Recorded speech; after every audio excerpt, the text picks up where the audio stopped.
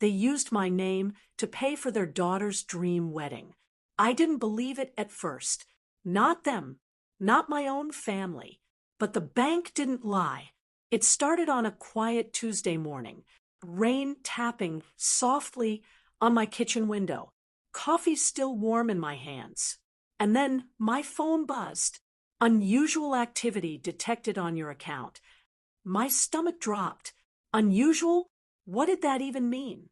I opened the app, scrolled, and froze. $12,500. Gone. Another charge. $8,200. Then another. Flowers. Catering. Venue deposit. My chest tightened. Wedding services. I whispered it out loud. But I wasn't getting married. So who was? I called the bank immediately, my voice shaking. Ma'am, these transactions were authorized under your name. That's what the agent said. Authorized. My hands went cold. How is that possible? I asked. I didn't approve anything. There was a pause. Keyboard clicking on the other end. According to our records, documents were signed, digitally and physically. Signed by me? No, that didn't make sense. And then a thought hit me. A name, a face. My sister, Rebecca. I hadn't spoken to her in months. Not since our last fight. Money was always her problem. Impulse decisions. Big dreams. No plan. But fraud. No, she wouldn't go that far. Right? I grabbed my keys. Didn't even finish my coffee. The drive to my parents' house felt endless. Rain heavier now. Roads blurry. My heart wouldn't slow down. When I got there, something felt off. Cars lined the street. People inside. Music faintly playing. What was going on? I walked in without knocking. And then I saw it. White dresses. Decorations. Flowers everywhere. My mom rushed toward me. Her smile, too wide. Oh, honey, you're early. Early? For what? I asked. She blinked, like I just said something insane. Rebecca's wedding, of course. My ears rang. Wedding. So it was true. I turned slowly, and there she was, Rebecca, in a white gown, laughing, glowing, like nothing was wrong, like she hadn't just stolen from me. I walked straight up to her. She saw me, and for a split second, her smile faded. Emily, she said softly, that's my name. Emily Carter. What did you do? I asked. Her eyes darted. Nervous. Guilty. I don't know what you're talking about. She whispered. Liar. I pulled out my phone, shoved it in her face. My accounts. My name. Wedding payments. Explain it. Her fiancé stepped in. Tall. Defensive. Hey, calm down, he said. This isn't the place. I looked at him. Not the place. You're spending my money. My mom grabbed my arm. Emily, please, don't ruin this day. Ruin it? I laughed. Bitter. Broken. You already did that. I said.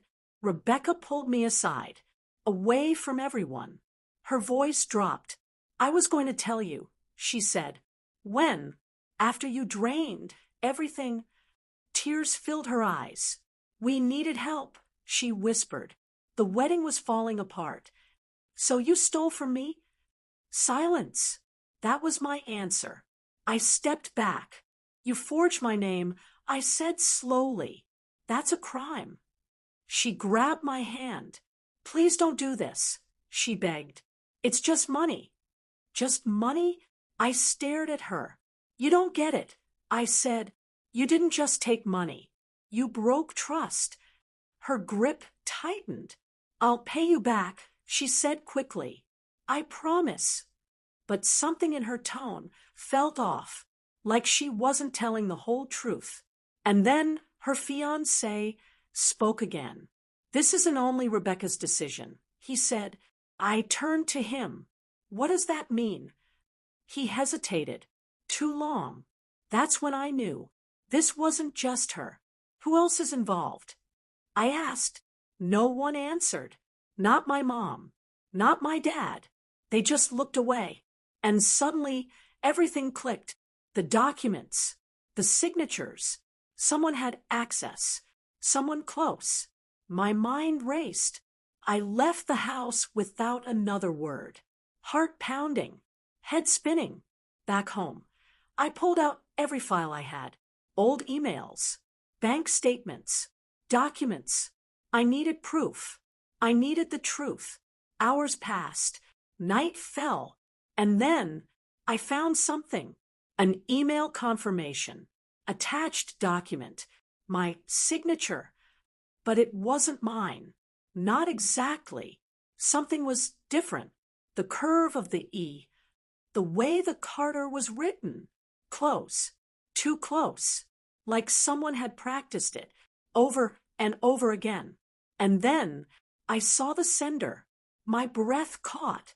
It wasn't Rebecca. It was someone else. Someone I trusted even more. And suddenly, this wasn't just betrayal. It was something much darker. Something planned. Something calculated. I stared at the screen. Heart racing. Because the name I saw changed everything. The sender's name made my blood run cold.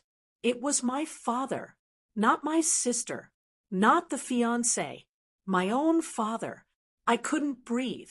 The man who taught me right from wrong had crossed every line. I read the email again. Step-by-step instructions.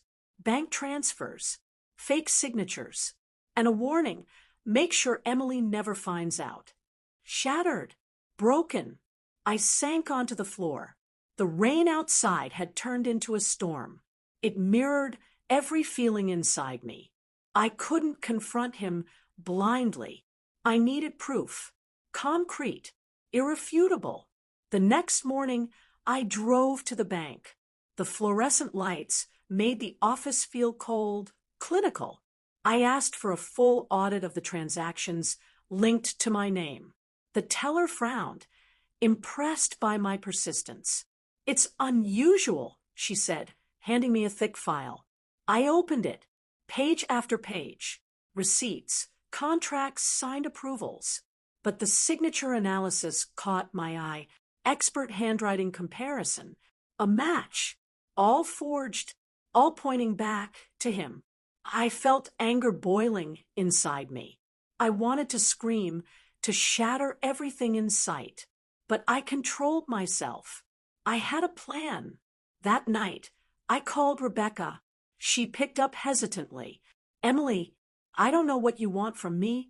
She said, I want the truth. I replied, and you're going to help me expose him. Her silence was deafening. Finally, she whispered, okay, I'll tell you everything. She confessed. They pressured me. Mom, all of you. I didn't have a choice. I was scared. I didn't know how to stop it. I could hear her trembling over the phone. And for the first time, I realized she wasn't the villain. She was trapped. Together, we planned. Every document, every transaction, every witness. We mapped it all. I hired a lawyer. Her first question, are you ready to face your father? I swallowed hard. Yes, I'm done being scared. The confrontation day arrived. I walked into the house, storm clouds overhead. Rebecca by my side, lawyer quietly observing. The tension was suffocating. Father was in the study, looking calm, too calm. Emily, he said casually, I heard you've been investigating. I dropped the file on his desk. Bank statements, emails, signatures, every proof. His face changed, from calm to shock to anger. I can explain. He started. I cut him off. No explanation can fix what you've done. Rebecca stepped forward. I was scared, Dad. But Emily, she deserves the truth. The silence that followed was thick. Finally, he said, voice low, I never thought you'd find out. You trusted me. I said, voice breaking, and you betrayed me. He slumped into the chair, defeated. For the first time, I saw vulnerability, not justification, not arrogance, just regret. The lawyer handed him papers. Legal consequences, she said firmly, and for the first time, my father looked small. The aftermath wasn't easy. Rebecca apologized publicly, returned as much as she could. The wedding was called off, music and laughter replaced by silence and tears. But I felt empowered. I took control of my life again. I reclaimed what was mine, and I forgave, not for them, but for me. Weeks later, I sat by my window, rain tapping lightly like a gentle reminder. I held a cup of coffee and thought about the storm we survived. The truth hurt, but it also freed me. I smiled softly and whispered to myself, no one will ever steal my life again. I had destroyed their lies, exposed their deceit, and finally, justice was mine. The betrayal left scars, but it also gave me strength, stronger than ever, and unshakable. I closed my laptop. The storm outside cleared. Sunlight broke through the clouds.